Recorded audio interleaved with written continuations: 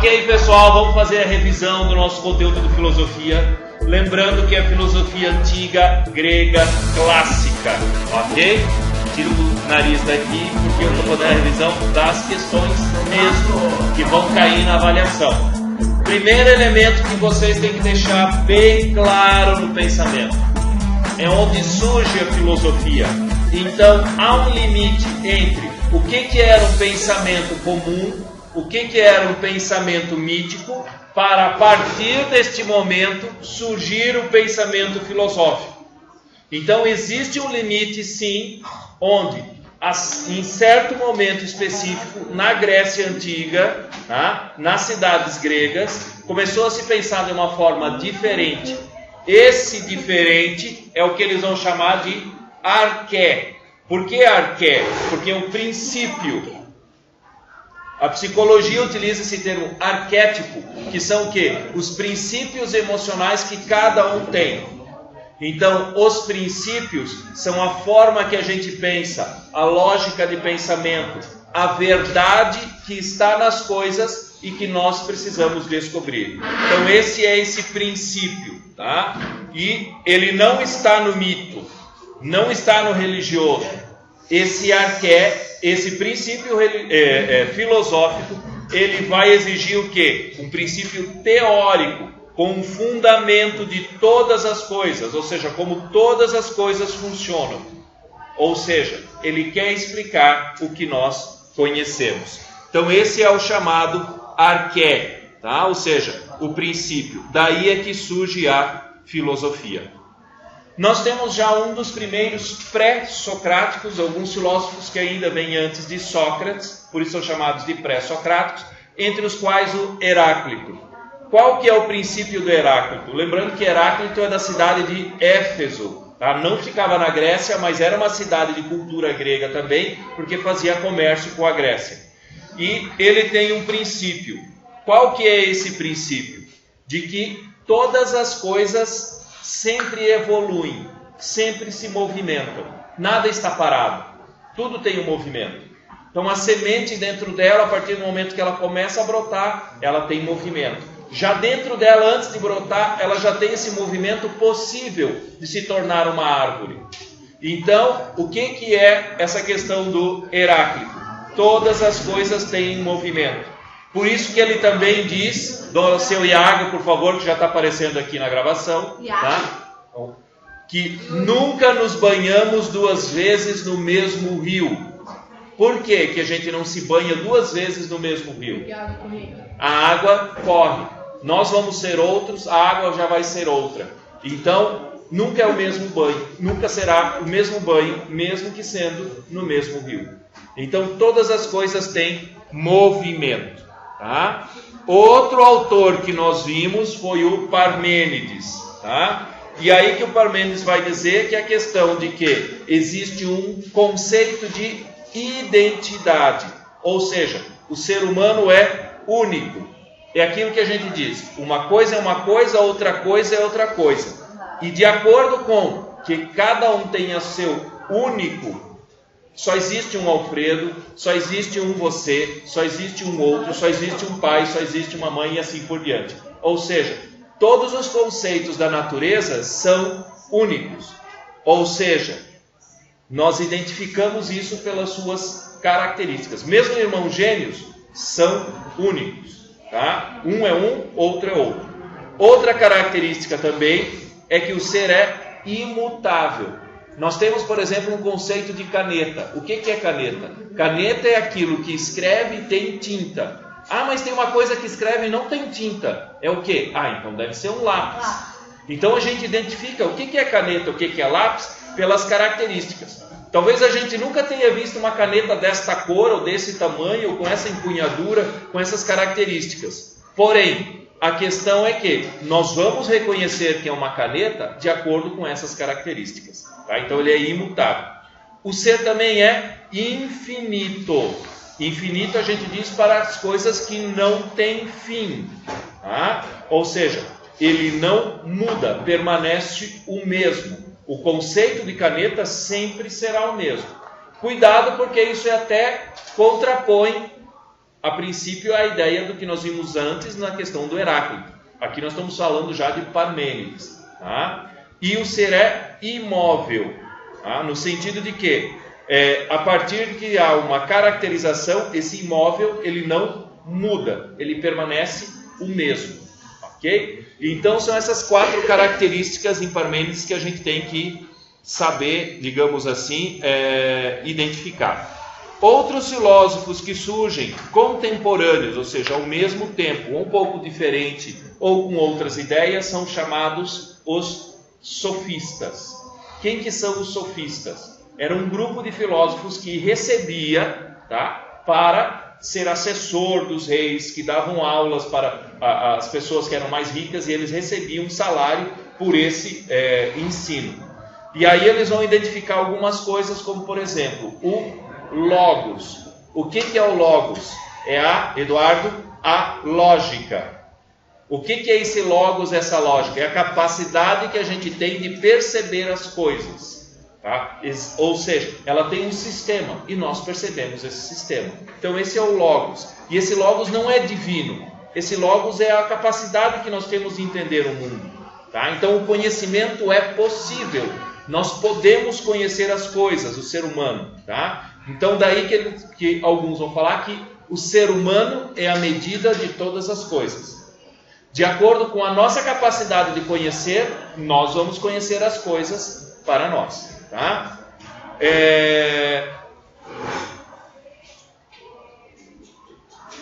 Os conceitos não são determinações finitas. Tá? Ela não é definida uma vez e sempre será assim. Antes eu estava falando do conceito de caneta. O conceito de caneta... O conceito de caneta ele pode mudar também. Tá? Então, existe esse movimento dentro dessa concepção. Outra questão é que eles usam a retórica, ou seja, a fala. Lembro que na época eles não tinham jornais, não tinham TV, não tinha rádio. A forma de as pessoas aprenderem as coisas era através da linguagem oral, principalmente da retórica. Só que a retórica tinha que ser muito bem elaborada, argumentada, tá? Para quê? Para falar as coisas para as pessoas. Então, a questão é que a retórica por si pode levar a uma verdade absoluta, tá? Porém, não com uma persuasão ou com justificativas sem lógicas, né? Ou sem sentido. A retórica precisa de sentido. Vocês vão acreditar no que o professor fala se houver sentido. Se eu começo a falar abobrinha ou coisas que não têm sentido, vocês não vão entender, por melhor que seja a retórica. Tá? Então, a retórica precisa de lógica, precisa de sentido. Tá? E aí, então, os sofistas vão, inclusive, elaborar um currículo de estudos, tá? Utilizando já, na época, eles já ensinavam sobre a gramática, sobre a retórica, sobre a dialética, que era o sentido e a lógica das frases, como também eles já ensinavam a aritmética, a matemática, a geometria, o triângulo de Pitágoras, por exemplo, é desta época, e Pitágoras é um deles. Tá? A astronomia também, ou seja, o movimento dos astros, e também a música, também era um conteúdo que se ensinava, ok? Outra questão que a gente tem que cuidar também, nesses filósofos sofistas, é o relativismo. O que é o relativismo? O princípio filosófico dentro de uma lógica faz com que a gente tenha um conceito comum a todos, e não necessariamente relativismo. Eu posso pensar assim, você pensa de um jeito, ele pensa do outro jeito, e cada um pensa do seu jeito e está todo mundo certo. Não é bem assim o negócio. Existe um conceito de verdade. Esse conceito de verdade tem que ser buscado. A gente não pode cair no relativismo. Eu aprendo porque eu quero, se eu não quiser eu não aprendo. Realmente. Só que não quer dizer que cada um está certo dentro do seu conjunto de valores. Não adianta dizer para um, eu posso matar porque eu quero matar e eu me permito a isso. E o outro diz, não, existe um conceito de vida que nós temos que preservar. Não só para mim, mas para todas as pessoas. E eu não posso ser relativista a esse ponto. No sentido de que, a polícia pode matar porque... Não, a polícia também não pode matar. Então a legislação vai dizer, não, ninguém pode matar. O que é o não matar? Né? É preservar a vida de todos. Isto não é um conceito relativista. Né? Mas a polícia pode e outro não pode. Não, não pode para ninguém. Tá? Ou seja, se um policial comete ou tem que matar alguém, tem que ser no mínimo em legítima defesa, né? Logicamente não pelas costas, tá? Não descarregando a arma, 30 tiros para matar o cara, não é isso. Não é essa a função, por exemplo, da polícia. Tá? Então, não é um relativismo, porque um pode e outro não pode. Não, sim, existem princípios que são comuns a todos. Não adianta um estudar e o outro não estudar. Tá? Não, mas para ele é importante filosofia, então ele estuda. Para mim não é importante filosofia, então eu não estudo. Não. Nós temos que ter essa concepção de que todo conhecimento é importante para todos. E não só filosofia porque eu quero fazer filosofia, o outro quer fazer matemática porque quer fazer engenharia depois, então só ele que tem que aprender matemática. Não. Os conceitos que tem de disciplina aqui em sala de aula no ensino médio são necessários a todos, independente do que for fazer depois. São conhecimentos necessários. Então não é um relativismo, certo? Se vocês concordam, eu não sei, mas eu estou falando isso. É uma questão de se ajustar e descobrir os motivos e os porquês. Tá? Não é só uma questão do seu ponto de vista individual. Então existem valores que são comuns a todos. Tá? Vamos lá ao Sócrates. A questão de Sócrates parece ser bastante complicada, complexa, mas na verdade ela é muito simples. No sentido de que o Sócrates utilizava a maiêutica, que era o chamado parto das ideias, porque a mãe dele era parteira. Tá? Então, o Sócrates diz que o conhecimento, o pensamento tem que ser dado à luz. Cada um de nós tem que dar à luz as suas ideias, aos seus pensamentos. A questão é, onde que está este conhecimento? Então, se eu tenho que dar à luz a ele? Se cada um tem que dar à luz. Esse conhecimento está em cada um de nós. Cada um de nós tem todo esse conhecimento. O Sócrates vai dizer, nós conhecemos tudo. Só que às vezes a gente dá uma esquecidinha. Na hora de nascer assim, a gente deu um apagão, mas depois a gente tem que ir lembrando todas as coisas. Por isso que o Sócrates vai dizer, por que a gente reconhece uma lógica de um triângulo de trigonometria? Porque nós já temos isso dentro de nós. Nós reconhecemos isso na natureza e em nós mesmos.